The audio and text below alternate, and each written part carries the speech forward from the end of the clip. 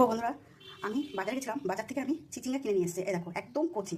আর এখানে আমি পাতলা পাতলা করে আলু কেটে রেখেছি। তা আমি চিচিঙ্গা দিয়ে আলু দিয়ে আমি ঝোল করবো। তা আমি কীভাবে করবো শেষ পর্যন্ত ভিডিওটা দেখতে থাকো, একদম নিরামিষ। এখানে আমি কড়াইতে তেল দিয়ে দিয়েছি, আমি বড়িগুলো ভেজে নেবো।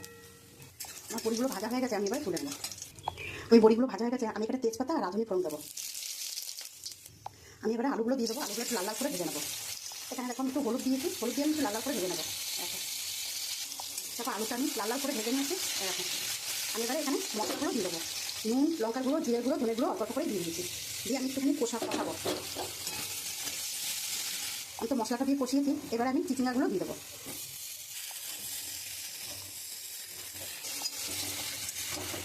আমি এখন পরিমাণ মতো জল দিয়ে দেবো। বেশি একটা জল দেবো না, দুটো এটা দিয়ে জল বেরোবে। আমি এবারে ঢাকা দিয়ে দেবো।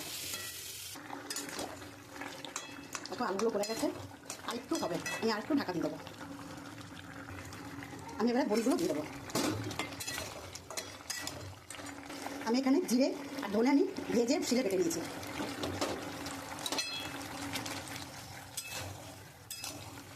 এবার আমি নামিয়ে দেবো।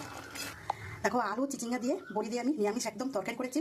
আমার যদি রান্নাটা ভালো লাগে তাহলে একটা লাইক, কমেন্ট, শেয়ার করে দেবো। আর এই দেখো প্রথম থেকে শেষ অবধি ভিডিওটা দেখার জন্য অনুরোধ রইল। ধন্যবাদ।